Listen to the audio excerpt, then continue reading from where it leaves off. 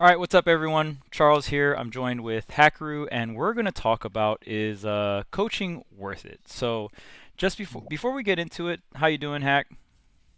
Doing great. I'm doing well. Sick, sick. So I guess we could start with some of our background in the Smash community in terms of coaching. Like now we're kind of doing other things, and we'll talk about that later. But right now, or since back in the day, I think both of us started coaching in the Smash 4 era. We both competed in Brawl. Then we started coaching in Smash 4. I mean, both of us just kind of liked teaching and helping out our friends. It's kind of how it started off. For me, I started coaching Void, then going into Ultimate, coaching for TSM and Tweak and all that jazz. And for you, it started off with, Start off with a cat and zero. that's right, You right. yeah, because I used to, the first loft, it was like Nakat, Keitaro False, me zero, right? Right, right. So I started trying to give advice to Nakat, and he didn't really want coaching, but Zero really wanted to practice and get some good advice in between because there was mid set coaching was Back then, legal at yeah. yeah, yeah. It's amazing.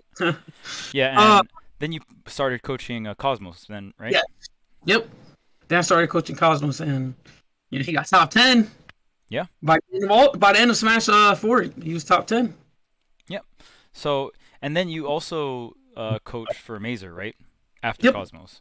Uh, Yeah. I coached for Mazer for the cat.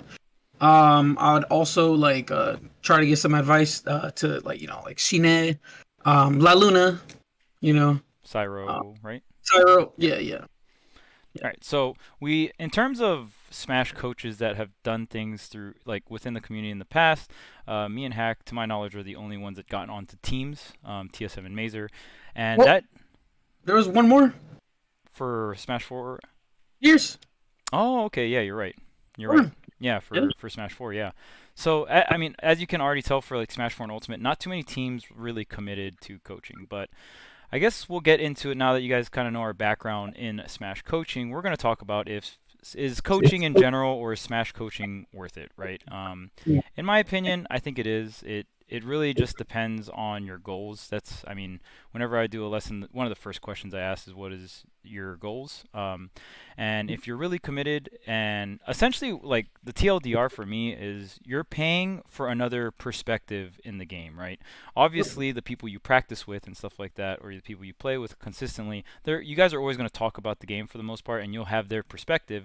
But when you pay for a coach, depending on who you're paying for, you're going to get that level of professional perspective, and you do what you want with it, right? And I do think there's a bunch of different coaching styles, just like as there is different teaching styles, right? So even trying different coaches and kind of seeing, like, one, you're just getting to see a bunch of different perspectives, right? And then two, you kind of get to see which teaching style is best for you. So in my opinion, I think it's absolutely worth it, and that's kind of like how I see it. Yeah, I completely agree. I actually ask every person that gets lesson from me the exact same thing. What is your goal? And then from there, I get to pretty much tailor their lesson, their experience, for the next hour or so. Um, like for an example, some people just want to be best player on their local PR, Right. as an example. So at that point, you could tell them, you know what I mean. Like realistically, you could play any character you want. You know what I mean. But if you want to be the best player in the world, you know what I mean. You can't be maining Jigglypuff. You know what I mean. So, Crushing dreams out here, huh? I laid on the law immediately. You know. Yeah, and I think this is something that you know maybe lower level coaches might not be too experienced with, right? And especially when you're talking about macro, right? Especially when you get to the top level, in terms like I can tell someone like how realistic their goals are in terms of like, oh, give me your day to day. How much time are you putting into the game every day? How much time are you playing? How much time are you training moding, right? How much time are you studying the game? And then they can give me that information. I can be like, okay, you do this and you main Ganondorf, so I don't think you're going to be the best in the world by, playing 2 hours a week and you main Ganondorf. You know what I'm saying? Like stuff like now that seems like, well, duh, super obvious, right? But even like there's a bunch of other complex things, and the thing is, like with me and Hack, we've kind of we've coached at the top level. There's a lot of Smash coaches out there that have done coaching and stuff, but it is very, very different at the top level because at the top level you craft the meta. You don't necessarily just like repeat what's good, right? So it's like if I'm coaching Tweak, or if I'm no, if I'm coaching a Diddy Kong player, I can be like, well, let's look at Tweak and see what he does, right? The Mhm. blueprint's there. You're not as good as him yet, so it's just these are the things to do to get better or to get that point. But when I'm coaching Tweak, that's a whole nother story because it's like, okay, well, there's no other Diddy to look at, right? So like, Yep. let's break the tools down. Let's really get into it, right? And you essentially have to create the metagame. So that's where it gets really hard, and I think that's where coaches like us, it really that's where you start seeing the difference in terms of macro decision and like being able to like craft the metagame because you understand the game so much and you understand the players so much, you're able to do that, right? Mhm. Yeah, I completely agree.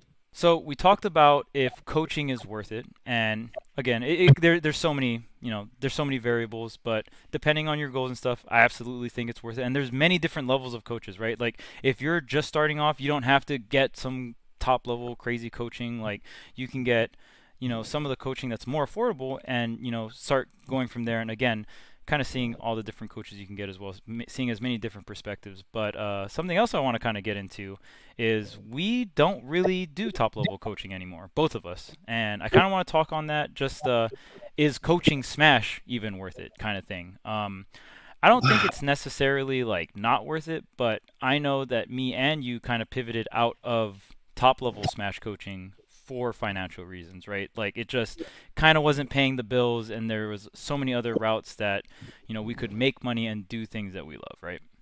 Yeah, I mean, mass coaching. Some teams won't even fly you out. Some won't even fly you out, and some of you just have to do it on the phone. Like I'll, I can't really count how many times I've gotten a salary, like from doing coaching. I love it. I especially love I love being there. It's like coaching someone in person is like a much different feeling than coaching someone like online for an hour because Right. you feel the same stress that your players is facing too. After every matchup. Um, so the problem is just that esports teams don't want to. They don't want to put.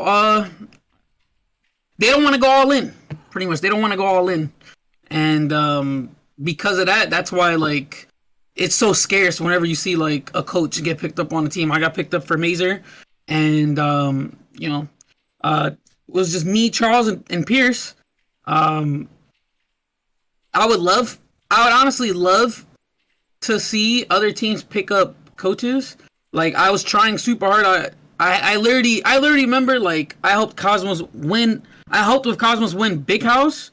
And they said Panda was like thinking about like putting me on, and nothing happened. And I can't be mad because it's just so volatile. Like, Right. um, but it's crazy. The only reason why it's like so shocking is because like teams won't pick up coaches, but they had to ban mid-set coaching because it was too powerful. Yeah, and I mean that just goes to show how much influence coaching can have, right? If they banned it, it's got to Yeah, be it's got to matter, yes, right? I remember.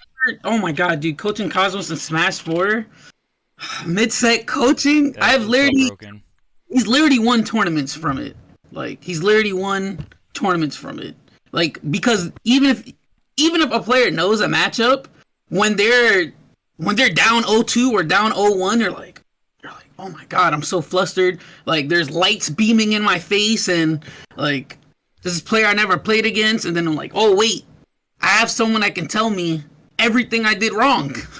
wait, he also knows the matchup. Right. Oh, so it changes the game completely.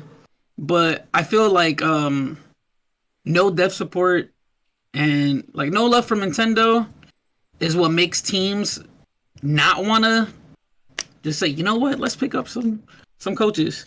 So I completely get it from the other side. That's why there's not a lot of players right now sponsored either. So I just had to decide. Me and Cosmo spoke about it, and I was just like, this isn't it. I can't really make a living off of this. Right. And I started doing. I've always been a content creator, but I was like, all right, I'm gonna drop everything and be a content creator, like completely. No entering tournaments, no coaching, no being at events, like just strictly content creation, and it worked out. Yeah, you recently, I mean, not like recently, but somewhat recently hit that 100K subs, right? And your Yep. channel's been doing really good, so congrats on that.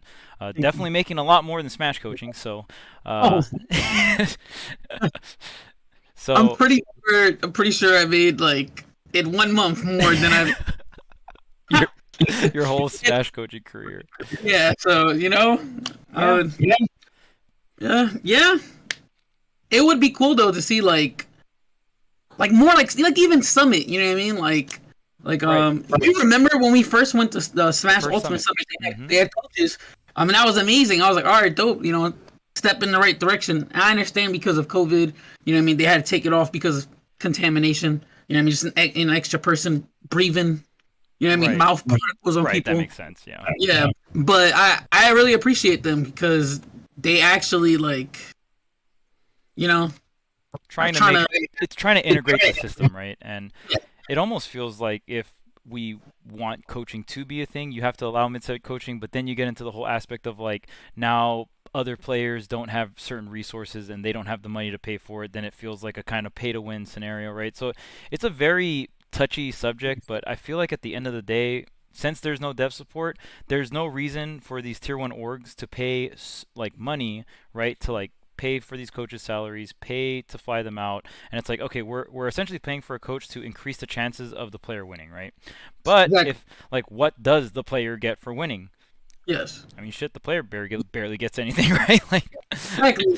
Yeah, that pretty much just goes to you know what I mean to the main answer of the question is like Smash coaching like is it like worth it as a coach to do it? And the answer is no because most players don't even make enough winning tournaments, getting right, top 8 winning tournaments. So that's probably why like teams aren't really winning. I mean, aren't really willing to put the money.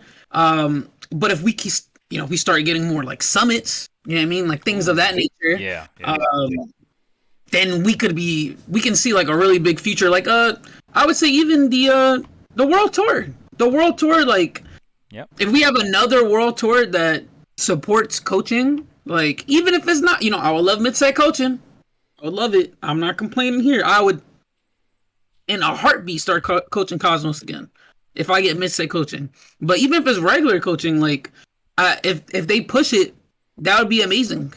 right, Because coaches like us, like people that we're not top players are doing coaching to get money during COVID. We're doing coaching because we enjoy teaching people the game. Like that's pretty much it. We love teaching people. We love seeing people improve. So it would be cool though if we get some type of benefit. So support your favorite coaches.